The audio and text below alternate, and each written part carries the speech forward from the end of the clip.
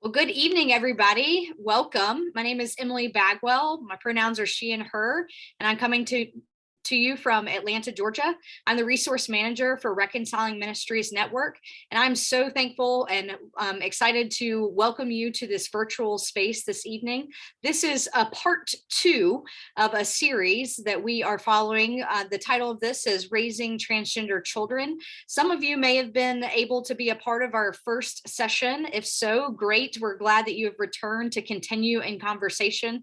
Tonight is going to be different. We're going to do a deeper dive, and our presenter, Janet Duke, is going to lead us tonight as well. And if you did not get a chance to watch part 1, I will put that in the chat here momentarily. You can go back and watch it. But tonight you will not be lost. It'll just maybe be good background for you to go back and watch at a different time. So I just want to welcome you to this virtual space and remind you that you are invited and welcomed to interact with us in the ways that Zoom allows us to. And mainly that is through the chat function that I am mentioning for this evening. If you have a question or a clarification that you need, you may enter that into the chat at any point while Janet is talking. I'll be monitoring the chat throughout our time together this evening.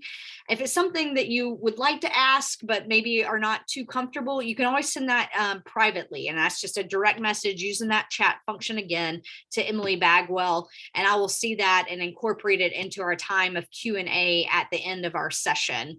I will ask if you will keep yourself on mute throughout our time, just so that we can pay attention and hear our featured speaker for this evening. And otherwise, we are just glad to be gathered. It's good to see faces and familiar names and to have new friends with us as well. So tonight, I want to welcome back for part 2, Janet Duke, who will say a word of introduction about herself.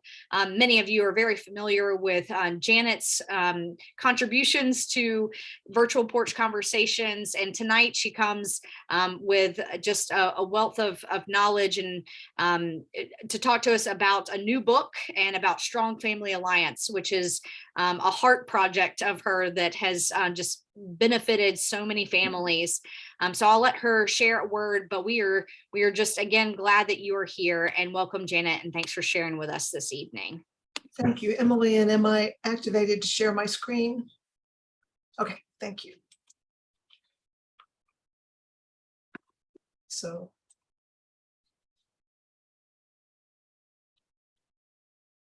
okay, so I am Janet Duke with Strong Family Alliance. I'm really appreciative of you being here tonight. Just a quick word about Strong Family Alliance and how I got into this particular work. So we run a website, and that's really all we do, and it's strongfamilyalliance.org. And we are focused on parents and families that are struggling as a LGBT person comes out. If they're completely happy, zippity doo-dah, have a rainbow flag, and they're on their way, they're probably not who we can help the most. We're trying to help those that are kind of worried, afraid, or unsure, and they're trying to figure out what's going on in their family.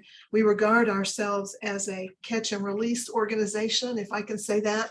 We try to catch them when they're struggling and then help them get their feet under them, give them accurate information, some guidance, and connect them to ongoing resources. Initially, our focus was on the LGBTQ community in general. And we only had one page on our website that was transgender specific. But when you have a website, you can tell what people are searching for, what brings them to you. And we saw a big uptick in searches around transgender. And also just the whole political climate has been so dreadful that we decided we really needed to beef that up. So we wound up enhancing our website. We added almost 20 pages of new material, but along with that, there was so much that we decided to actually write a book. So this material I'm going to give you tonight is just a subset of that. But if you want the whole push, there's a book out on Amazon that you can get. So the first event, and Emily mentioned it, was what I call a primer, just sort of basics about transgender that people need. Tonight, I'm really focused on insights for parents and for loved ones. And I'm going to talk a little bit about what their experience is like and some of the things that help or hurt, a little bit about relationships and dating, and then try to talk to you a couple of tough questions that are often encountered. The parent journey, in the last session, I talked quite a bit about the child's journey, but there's definitely a journey for parents as well. And it's certainly one of understanding and learning, but it's also one of acceptance and becoming more and more comfortable with who they are as a parent and who their child is. It can vary by the age of your child. And I know here we may have children all the way from elementary and middle school all the way to adults. And it varies by situation, where you are, what's your community like, what's your personal situation like, and also by proximity. Are there resources nearby? Are there other queer kids nearby that your kids can interact with? So there's a lot of things that affect the parent journey. There are some common experiences, and I'll call them stages, but please know you don't go through them 1, 2, 3, 4, 5. This is just to give you an idea of some things that you may encounter along the way. And it's not just an intellectual struggle. It is very much a matter of the emotions and getting your head around new ideas and your heart around that too. And there can be friction within the larger family or within the community that you have to face and deal with. The other thing I would say about these stages is they don't necessarily happen in this order. Some can go quickly, some can go slowly. You may not have some of them. I would also say the shocking things to me was that some of them happen over and over again. So I'll talk a little bit about that, but maybe these can just give you a general idea of what parents experience around the transgender journey. I like this quote. This is actually from the Parent Stories page on our website, and it's from a father who kind of gives, I'm past the beginning and here I am. And he says, I'm 5 years into parenting an LGBTQ plus child, but I continue to learn. The issues change over time: safety, bullying, health, dating, college roommates, partners, etc. But I find I get better at it. What was hard at first has become so much easier, and finding good resources is such a gift. And I just want to encourage you. I think those that have been doing this for a while can tell you too, you do get better at it. So hopefully this will help, that you'll get better as you go along. So common stages that parents encounter, probably the first initial one is just denial. And it's often just disbelief, just what? I don't understand. And it ranges from complete surprise to maybe over time they kind of wondered what was going on with their child, but didn't really know. And especially in the transgender community, sometimes parents may wonder if this is true, because often transgender kids, or I should not often, some transgender kids may come out as lesbian or gay or bi, and then later as transgender. So there can be changes along the way. And to some extent, that's them learning about themselves, or perhaps feeling comfortable with how they can express themselves. The difficulty always is that most of us don't focus on understanding transgender until it's personal. So there's a big learning curve. And also, I think facing what being transgender can mean for your child and your family is a hard thing. Another stage that people sometimes go through, and this one's pretty common, is grief. And grief is nothing but sadness about a loss. I hear on the stories page, we see a lot, gee, I feel like I don't even know my child anymore. We kind of lost the child we knew. There's a lot of commentary about, I had such dreams, I had such hopes, I had such plans. So there's kind of a death of those expectations that we had before. And it takes an effort to really create a new view and transform those dreams. And that's part of the grief process. It can be a heavy lift at times. But I want to encourage you that the fundamentals of whatever dreams you had really endure. Like if you hoped for a great husband or wife for your queer child, now it can be a good partner, right?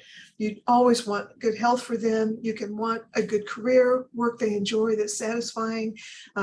They may want to start a family and you can be there for them. So a lot of the things that you have hoped may change, but they can still be there. This is another quote from a mother of a transgender daughter. She said, "I did a lot of grieving over the loss of the image I had of my only son in my mind and heart. I had to deal with the loss of my previous perception of our relationship and the loss of my expectations of the future. Eventually, I found friends, relatives, and colleagues I felt safe to talk about this change in our lives. I also chose to get some therapy to help myself process my feelings and to be the best parent I could be to our daughter." And I think that just encapsulates the journey we all hope we can take as parents to get from worrying and struggling to focusing on how can I be the best parent. Another stage people sometimes go through is blame or guilt. And there's always this huge question of why, how did this, why, what happened? A lot of parents initially say, did I do something wrong? Sometimes they blame the child for changing and forcing everybody to readjust. This is just so hard. They may blame friends or partners or other LGBTQ individuals and say, well, they tempted them into this. So wanting to blame or feeling guilt are not uncommon, but they're hopefully things you can get past quickly. The difficulty is there's such a big learning curve in the transgender arenas particularly, and as parents we are protectors and guides, and now our child is in a hard place, and this kind of guilt, I think, can crop up repeatedly when your child struggles. I remember very well thinking, gosh, how could I not have seen that coming, or I should have been more aware that this could be a problem. And that's kind of guilt, but you do the best you can. And I think the bigger difficulty in the transgender community is the blame from society. It's just incredibly toxic right now. This whole concept that you must have done something wrong, that you allowed the media or discussions or books. There's so much pressure on books in Texas right now. I'm wondering when they're going to start burning them. And there's sort of this assumption of allowed indoctrination. And I hope you can just completely reject all of this. This is not true and not accurate, and you've got enough to deal with. I like this comment. This is from another father. Oh, I'm sorry. I showed this already. I beg your pardon. Hold, please. Another common stage is fear. And this is one of the ones I think that we can go through over and over. It starts out of fear that we don't understand, or there's so many unknowns. We can fear reaction of others, the difficulty of trying to share this information or manage this information and protect our child in the midst of it, fear of being judged, and people do lose friends or family or sometimes their faith community over this, fear of gossip. These are all real things to fear.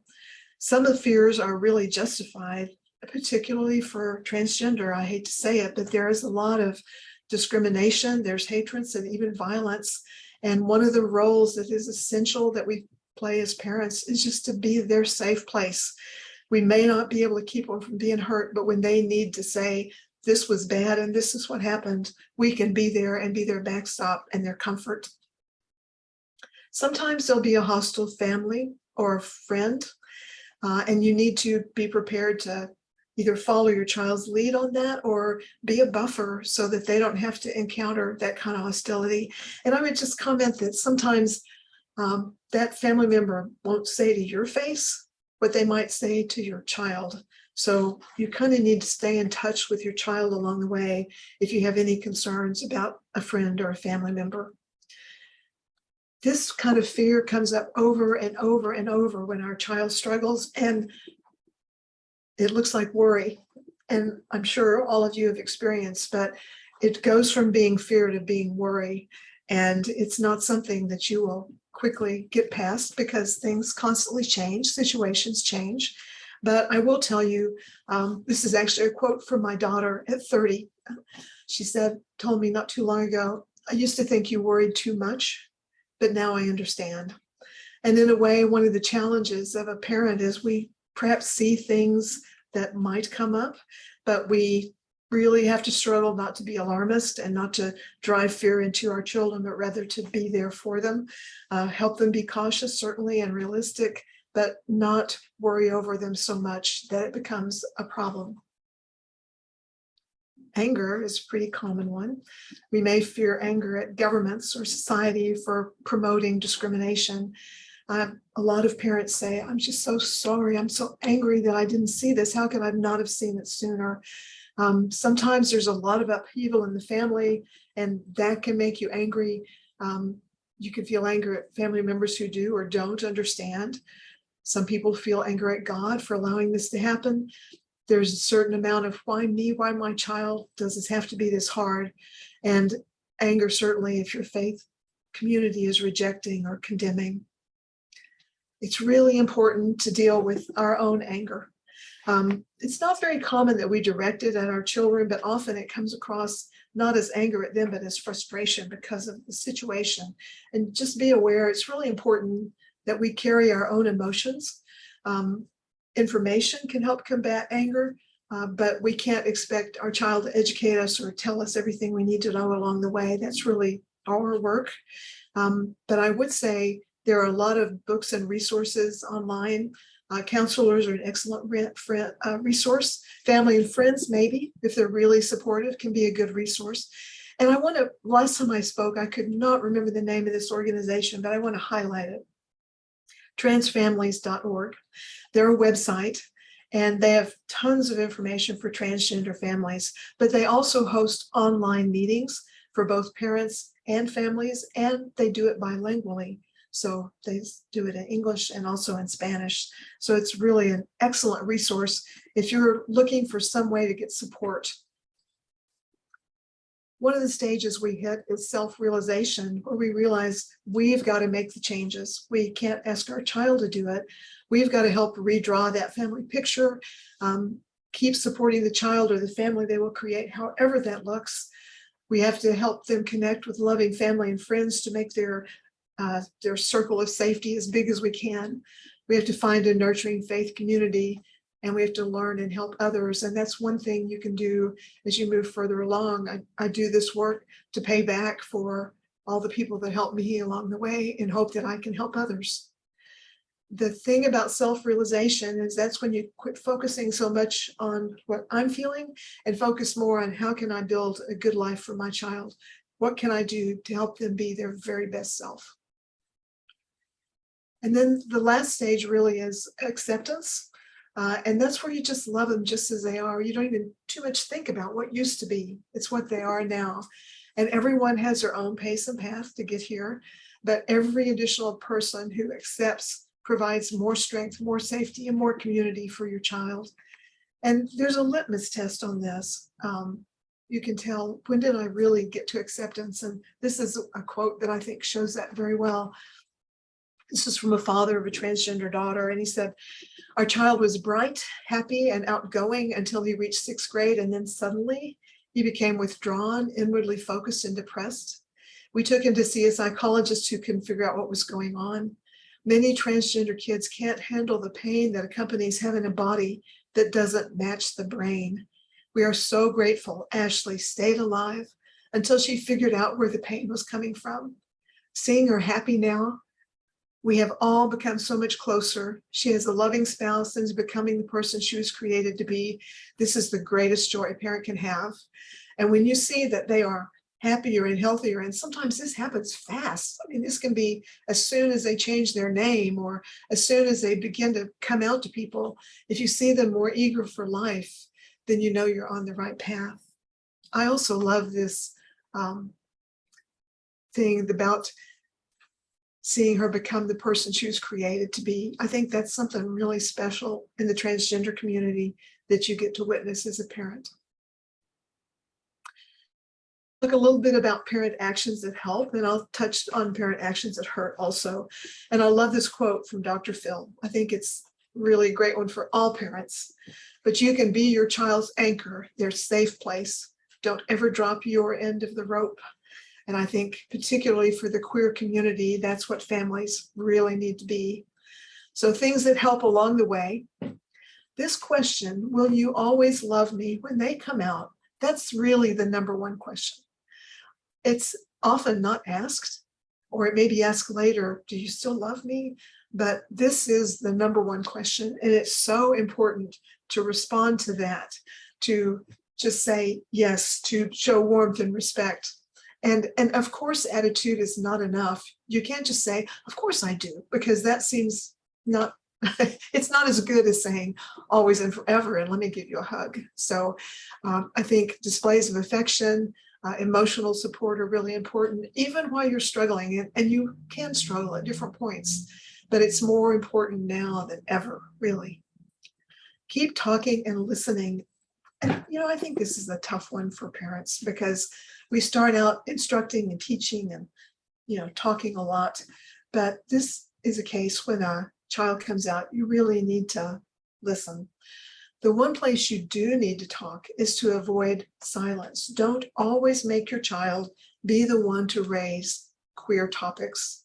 In our culture, if something is never mentioned, it's taboo. So you don't want coming out or LGBTQ or anything like that to be something they can't talk about. You don't have to grill them about what's it like for you and how are you feeling and all this. You can use other things. You can use items in the news. Lord knows there's plenty of those right now. You can talk about a character in TV or film, a conversation that you had with somebody, a friend at work, or some other individual.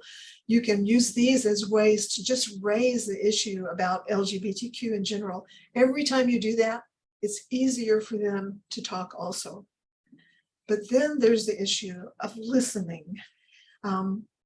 You've got to listen because you have to know what your child is facing. And if they can come to you first, that's when they're safer. But you don't have to have all the answers. The most important thing is to be there for them. Some of those answers they've got to discuss and find out for themselves. You just try to use open-ended questions. Wow, what was that like? Or can you tell me more about that? Or that must have been hard. You just feedback or reflect, not necessarily pry. And I love this acronym. I read this in a book one time and I thought, this is a good one. It's called Practice WAIT. And WAIT means, why am I talking? And the thing about discussions, especially hard discussions, is the more you talk, the less the other person does. And if you can try to talk less than your child, you will learn much more. And I read once suggestions about trying to find some sort of physical thing that can help you remember, I'm talking too much, or I need to listen more. And a lot of our discussions tended to take place around the dinner table. I got in the habit of holding a spoon in my hand, and I would put it face up with a spoon facing up when my child was talking. And then when I was talking, I would turn it face down. And it was just such a powerful reminder to me of it should be face up. I need to listen more. I need to listen more, because that's when they can come to you, when they can talk. That's when you will have this opportunity to learn more from them and also to tighten your relationship. Actions that help. This is a really obvious one. Make sure your child feels affirmed and supported, but it can be tricky. You have to really kind of refrain from arguing about how they feel or what they want to do. Really minimize suggesting alternatives.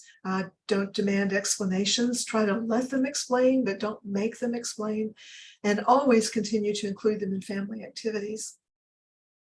Try to get to know their friends and their romantic partners, and particularly if they're middle school, high school, even in college. Do whatever you can to make your home a welcoming place or be a participant in their community. It can be as simple as popcorn and movies at the house on movie night, or sponsoring a team or some activity at school, carpooling, providing refreshments at an event, attending everything they do. And when you're there, reach out to kids and parents, and particularly if you see a kid that's a queer kid or just an odd kid, wow, reach out to them. Just say, hi, how are you doing? I'm so-and-so's mom or dad. The more open you are to their community, the more it helps them bring their community to you. You also need to help them find their community, because isolation, they've already been through that, loneliness and despair. So certainly help them find support organizations, attend with them if that's appropriate. But it's not just about LGBTQ.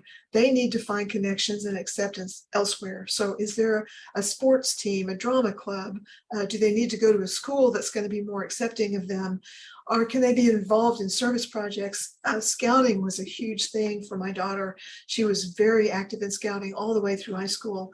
And the number of service projects she did were just really reinforcing to her about her value and her ability to contribute in the world.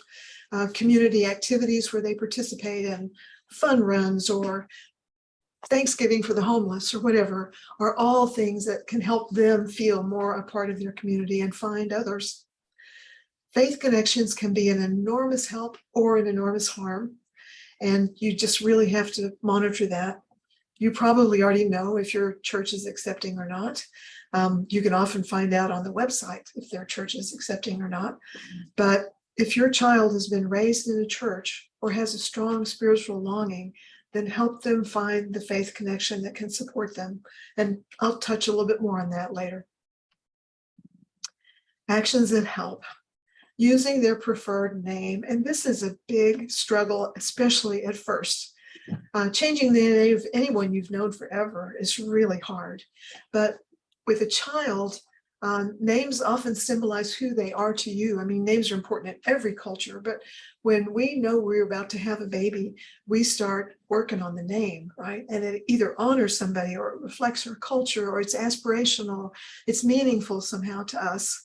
And it's got years and years of habit. So when a child changes their name, it can feel like a kind of a dismissal of all the love that went into that birth name. But using their preferred name is hugely important because names are significant. This really, really matters to them. Chosen name can symbolize their hope of change or maybe their view of themselves. The birth name tends to be who they were and maybe not who they are, particularly if they've changed genders drastically. That simply doesn't fit, or it may be painful to them as a reminder. It could be just a name, the new name, something they love, or any one of dozens. There's many, many reasons they change their name. What's important is that the chosen name helps them step into their true identity. And that's why it's so important to try to use it. It's important to them. And this tip I heard from a parent, and I thought it was a good one. They thought of it as a nickname at first, before all the transition was completely done. They just used it as a nickname, and that helped them get over that hump. But anything you can do to make continuous and serious efforts to use your name is really important. There was a piece of research done in 2012 at Stanford University, and it actually looked at what do parents and children think are the most important as a transgender person comes out. And one of their findings is this. It shows just how much teens value their parents. When we ask what actions they saw as showing support, parents talked about the gender clinic, getting them connected to resources. But what the majority of adolescents wanted most was for parents just to use their preferred name and pronoun. It's like a gesture of love when you do that. The other thing is, I think you need to understand the social cost or just reacquaint yourself with being called by the wrong name. We've all been misnamed. We've all been called by somebody else's name.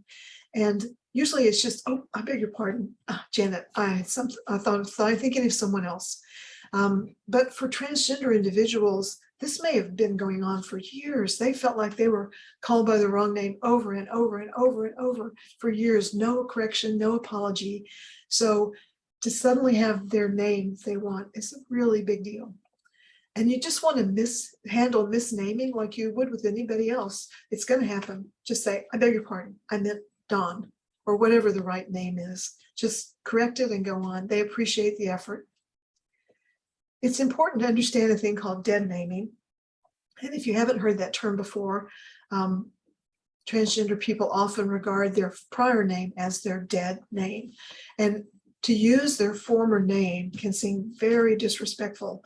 If they're really far in their transition, it can feel like a denial of all this that they've done. It can feel like an attack. And it's always a means of bullying or insult or outing. Right around the end of May, when all the high school graduations were going on, there was article after article in the newspaper about the debate for transgender kids who had changed their names and wanted their new name on their diploma, and they wanted their new name called. And the schools were wanting to use their former name. And it was very painful. Well, some of the kids just skipped their graduation. They just would not have it. So just know that that can be a really painful thing. Using their preferred pronoun is probably even harder. But the reason it's so important is that pronouns symbolize how others see us. And for the transgender community, being trans is how I want the world to see me. So when you don't use the right pronouns, it's like a little, I don't see who you are now. So it's really important. It's probably the hardest change of all, even when you get the name right, because our language is so gendered and you just use the he or she so long. Just do all you can to honor their request and know it will become more easy over time. I'd like to spend a second on understanding they and them. Not all transgender people choose this, but some do, and almost all non-binary individuals choose this because they object to gender pronouns. They don't see themselves as he, she, him, or her. They see themselves as somewhere in the middle. They don't want to be categorized. They don't want to require that they be identified as either a man or a woman. They say they're non-binary. So neither one feels accurate. It feels grammatically difficult for us, but I would tell you it's not impossible, and we actually do it at other times. It's common when we don't know the gender of the person, and this is actually something I found myself saying the other day. I said, the UPS driver was here. They left the package on the porch, right? So it was they. I didn't know if it was a man or a woman. So it's not that we never do it, but it's very rare, but it's something, if you can do it, again, every attempt is a comfort. Do your best. Constant effort shows acceptance, and that's really important. Actions that can help your child envision and believe that they can be a happy adult. If they're coming out of a really difficult struggle before they can come out to you, they need this new vision of what they can be. And in fact, anything you can do to model acceptance and optimism is really powerful. The Family Project at San Francisco State University, which has been running for years and years, did a study on what difference accepting families make.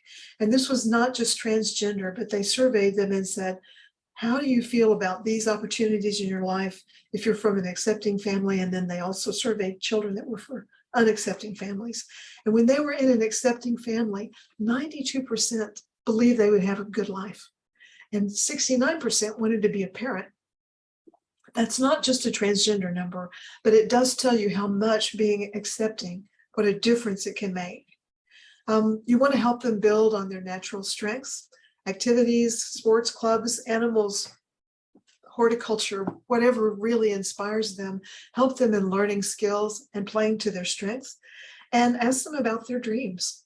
Where do you want to go to school? If you could do anything, what would you do?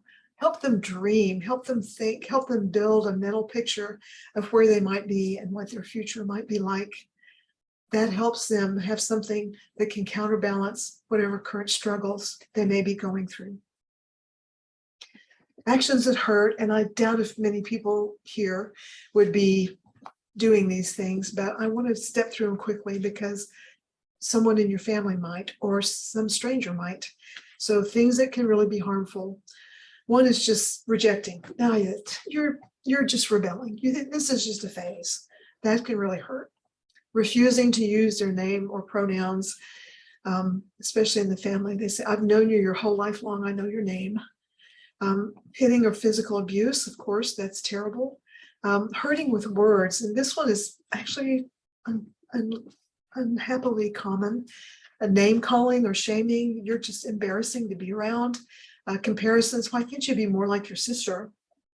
Teasing in public or embarrassing them. And this is, I hear this a lot about,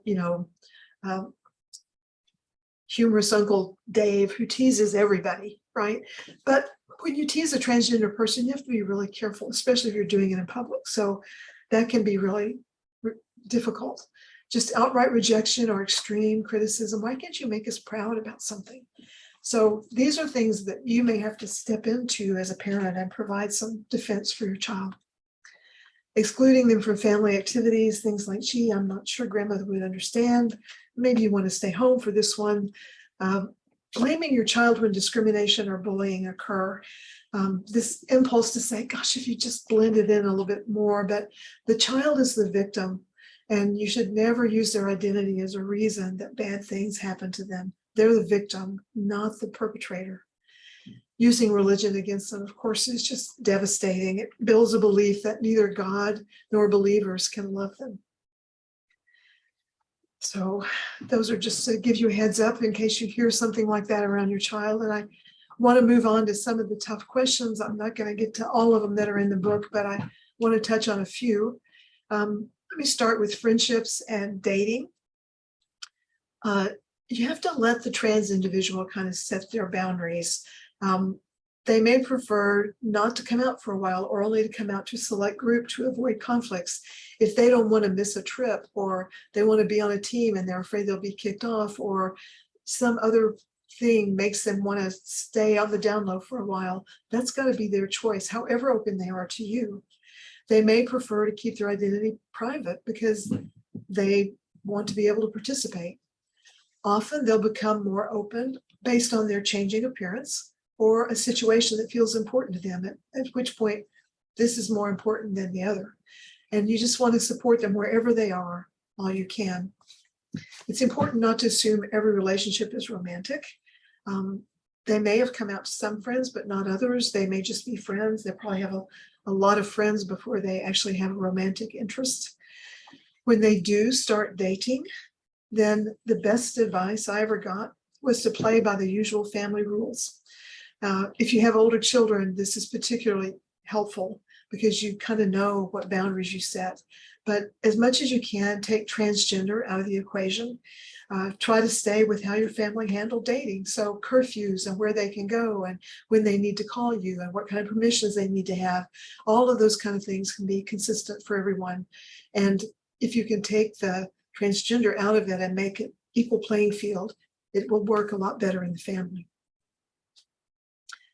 You have to be prepared for heartache. I'm sorry. There is some hardship in finding a partner. And the thing I would just remind you is that it is a hardship for everybody. It's a challenge for everybody. And I love this story from a mother actually in Texas. And she said, I was so confused and afraid when she started dating in high school. I was terrified she'd have a bad relationship or get used or settled for someone just because they were LGBTQ. Thank heavens we had older kids, so we tried to use the same rules, but it was still hard. It was years before I realized all those things happen to every kid. Bad relationships, breakup, manipulative friends. I just tried to be here for her, whatever happened, but some of it was hard. Some of it is going to be hard. But as she said, you just have to be there when they are struggling with it. One of the tough questions I often get is, should I tell other parents that my child is LGBTQ? And the answer is no. Your child gets to control who knows. They can tell their friends or not. If maybe their friend knows and you're not sure about the parent, just ask permission. Are you out to Bill? Are you out to his parents? And then you know, right? And that also is just a way of checking in and keeping conversation going. The more casually and the more often you ask that, you can find the boundaries and just tell them, I just want to be sure I'm on the same page. My child is dating, so now should I tell other parents that their child is LGBTQ? And the answer is, unless the child told you, first, you don't really know. Maybe they've got a crush on your kid, but they're not necessarily queer. But also, the other child may not be ready, and you have no idea what's going on in that family. They could still be adjusting to their own identity. Maybe they're not sure. They're still struggling with how they want to feel and how they want to tell people. It may not be safe. And this is very possible. They are judging. They're sending up trial balloons, right? Seeing how their family would feel about this, that, and the other. When they feel it's safe, they'll try to do something, but don't do it for them. They may prefer to be in the closet for a while, and that's their alternative. Just, my child is a friend of theirs. If later on they say, why didn't you tell me?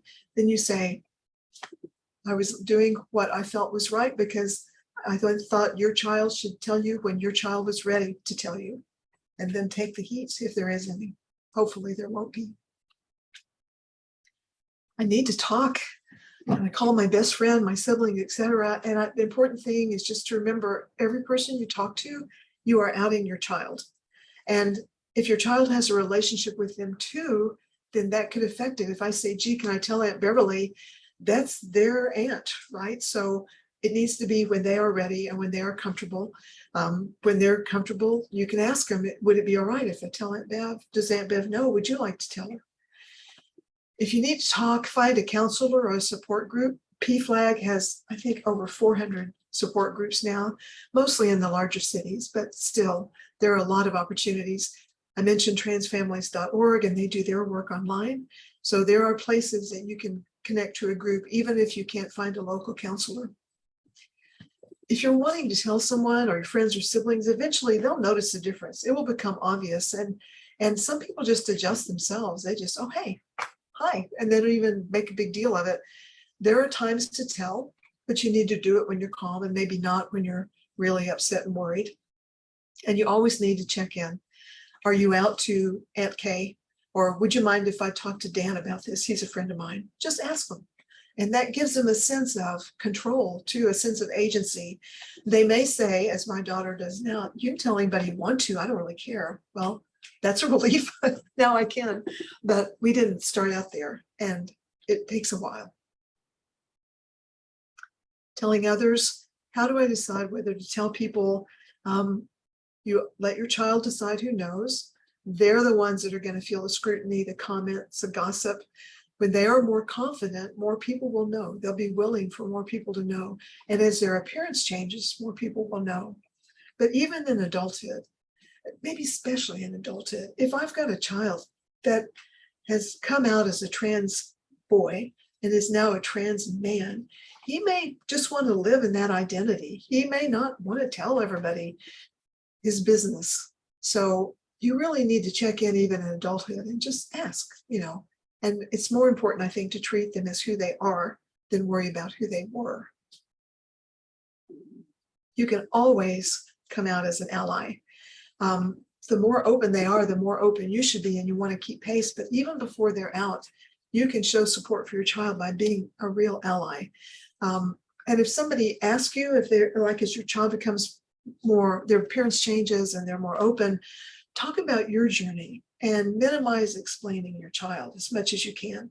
Wow, I've learned so much about this. I just had not realized how gendered our society is and how everything has to be boy, girl. And what I'm really kind of understand is that there's so many shades between, and that people can be more comfortable in some other role. I mean, there's a lot of ways you can talk about it without trying to explain your child. You can talk about your journey.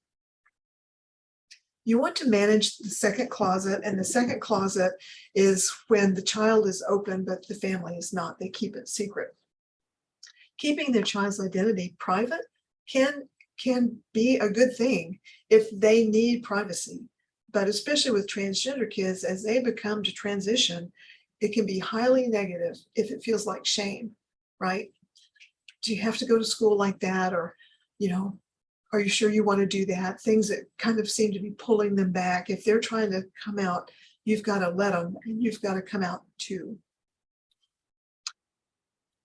Should I encourage my child to stay in the closet for safety? And this is a pretty common question, particularly in more conservative areas.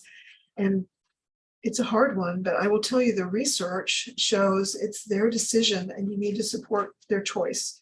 There was a study in 2015 that found that hiding did not keep them safe, that there was even more victimization and there even much more depression, that being out really built on their self-esteem, even when they had to face other slings and arrows.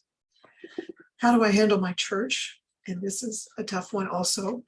This is really a family decision, but I would encourage you to support the child. If your family is rejected, if your child is rejected, that can be really traumatic. It can impact their self-image. It can corrode their faith. It can break their faith, really. Consider finding a supportive church if you can. And whether you can or not, just be aware that you represent your faith daily. My daughter had a really bad experience with our church, when she was in middle school, and she has not been in a church in 20 years. But she has said to me more than once, "You're the only reason I can't hate all Christians, because I know you are good. So live your faith." And then finally, I'd like to say thank you for caring. Thanks for coming to this presentation. Know that every ally makes a difference. And there are a lot of things you can do, even if your child is not very out. You can support candidates who are supportive of the queer community. You can get a bumper sticker, a yard sign, a rainbow bumper sticker if you want. Join an advocacy group. You can ask your book club to read something interesting. I thought this was really something. And it doesn't have to be so controversial. If you look on our website, we got tons of books, and they're about parenting, or their conversation between a father and a son or whatever. There are things that might be really interesting for a book club. You can help with local and larger organizations. A lot of communities have an LGBTQ Chamber of Commerce. Patronize those companies. You can help with their school club. You can help with fundraisers. You can always push back on negative comments. And I just want to say again, there's more in the book. You're welcome to buy it. I hope you do. It helps fund us. But also, if you do, I wish you would review it. The more reviews we get, the more we surface in searches, and it helps people find us. And then I mentioned this at the last presentation. We find that nearly a quarter of the visitors to our website speak Spanish. And we really want to translate this book into Spanish as well as our pages, and that costs a lot of money. So if that is something that speaks to you, or you would like to encourage, please go out to our website and donate. We will use the money well. Thank you for your time, and I hope this has proven some value to you, and I send my very, very best wishes to you and your family. I'll hand it back to you. Thank you so much for sharing with us this evening. What a great presentation. And again, I promised to make the session 1 available, so I just included that in the chat. You will also get a follow-up as being a participant in this that will include the first recording, the second recording, and some resources that Janet has shared. As she mentioned, and I will just reiterate what a wonderful job Strong Family Alliance is doing to really make many of their resources available, specifically in Spanish as a concentration, knowing that they have a global audience as well. So if you are able to help support the translation, they have a plan in action. They're just kind of waiting for funds to help make it happen. Several of you gave as you signed up through Eventbrite. We wanted to make this definitely a free and available event, but many of you chose to also include a donation. So thank you for those who have already given in that way, and to the work of Strong Family Alliance. We do just only have about 10 minutes before we are going to close out this evening. Appreciate you being here. Again, a reminder, you are welcome to put any questions you might have, clarification you'd like Janet to potentially address in the chat. I'm happy to voice those for you. Also, if you just raise your hand, you can let me know that you have something you'd like to share with the group. And I'll start us off this evening. There was a great comment and question in the chat that was asking specifically about potential support or stories around large group like family gathering that happen when unfortunately, there may be more than one even, but even if there's only one person can make a negative impact who is non-affirming. But in a family space where there may be a mix of people that are affirming and supportive of your child and their transition, whatever stage or whatever that might look like at that point, but don't receive support from everyone who is there. What might someone do to kind of, and know how to be there in the midst of family dynamics, which could go on for several years, depending on people's willingness to listen and learn. Janet, do you have any suggestions about that or stories you could share? I do, and Bree, this is a sticky wicket and a hard one, I know. I'm glad you have an affirming sister. That's a great thing. I'm sorry that the grandparents are not. But I would just say you need to let your child kind of take the lead on this. If Ezra is comfortable going, then I think go. You might need to stand nearby. You may have to be a buffer. You might have to leave early, but I would also say you don't have to go, right? If he doesn't want to go, my instinct would be to stay home. And in the book, if you get it, the very last essay is one I wrote about having a different holiday. And when this became a problem in my family, we began hosting Thanksgiving, Christmas, 4th of July at my house, inviting family that was accepting, but also letting my daughter bring anybody she knew that didn't have a place to go. And we had some incredible holidays, just really touching meals. And you might want to read that essay, but that's an alternative too, right? You might skip that and host something or host something with your sister where there is a gathering. It's not just that your son has to be excluded. Maybe the grandparents need to be excluded now and then, right? For the safety of the child. I saw a couple of finger snaps and just affirmation that that is certainly, I can tell, has been what some families have to resolve to do and to offer. And I just private messaged and got a thumbs up. So I will, with permission, ask Chris Pepple is a PRN board member and was a part of this project of book writing. And Chris is willing to share what they do and in their family related to this same topic. I unmute myself there. Yes, I do. I have a transgender son, and I share that with his permission when I'm in a group like this. And I agree with what Janet said, that we involve new traditions. And I give my child permission to break relationships when they're not healthy for him, and tell him that that is absolutely the right thing to do. And he's not in a strong relationship with my mother because she won't use the right pronouns intentionally and misgenders. And so we've done invited people over, do crazy gifts. We go to cabins sometimes. We've been spending Christmas in cabins the last few years, inviting people over and doing crazy gift exchanges like socks and things like that. But the biggest thing I agree with is ask them what they want to do, because there's times where my child wants to see somebody else that's there. And I'm like, okay, let's make an in and out, you know. And the other thing I was going to say is, you know, I talk about mental health around holidays, not just in relation to my son, because I don't want him to think you're the one who needs counseling. I talk about my own mental health needs, and I have learned to do that more openly in my family. So I can say, you know, when somebody's not a good person for me to be around, I need to take a step back. And therefore, it gives my child permission to do that too. I'm not making it a transgender issue. I'm making it an overall mental health issue. And I found that that's really helped us a lot by giving him permission, because when I share and say, that's not healthy for me to be in that situation, that's too much stress, I don't think I might go. How do you feel? Do you need me there? Do you want to go?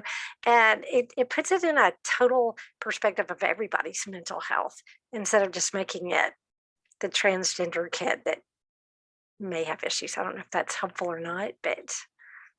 Thank you for sharing that, Chris. And another thing that I have, heard you share pieces of is, and totally echoing what you just named, is saying what you need for yourself in conversation with your child and making, family decisions together, especially around the holidays. And there are many church going opportunities. And sometimes you have to make an extra effort that maybe the community that is where you always went as a family growing up is no longer the safe place to go. And so finding a new church to go and experience as a family together, if that's a potential on the table or something that is desired from the family, that you do the extra research and make sure that it's an affirming space that you're going to, may take a little extra effort and be something outside of your norm or tradition there, but would still allow your family to have a shared faith experience around the holidays, if that helps at all as well. Yeah, if I could just make one more comment too, these breaks are not uncommon. but sometimes over time they repair. So I've talked to people whose sibling was not accepting, but over time they came around. So it's not hopeless. Just keep it positive for your child and make it as positive for your family as you can, and hope that time will heal that wound.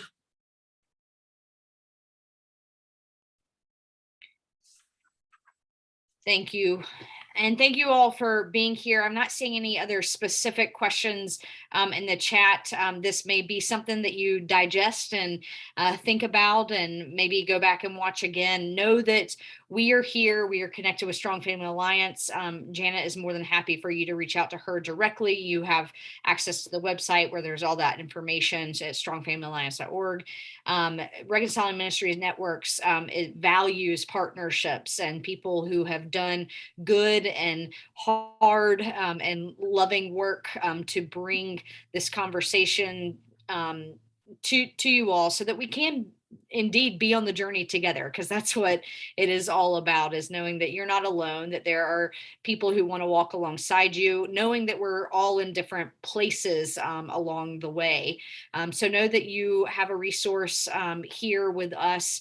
As I mentioned, I'll be sending up a follow-up email. I'd like to also include, there'll be a short survey in there to help us know what else you might be needing and wanting and desiring, particularly as it relates to transgender community. So if you would take a moment and know that that was going to be a part of the follow-up here, we would love to hear from you, so that we can do our best to create good opportunities for you to learn and to grow and to continue on your journey as well as parents and allies. So thank you so much for your time. Janet, thank you so much for leading us and preparing just such a great presentation, and for doing the work of writing this book. I know that it has already made an impact, and for those who have not picked it up yet, we'd love for you to do so. So take care, have a blessed evening, and thanks for joining us for this virtual porch session.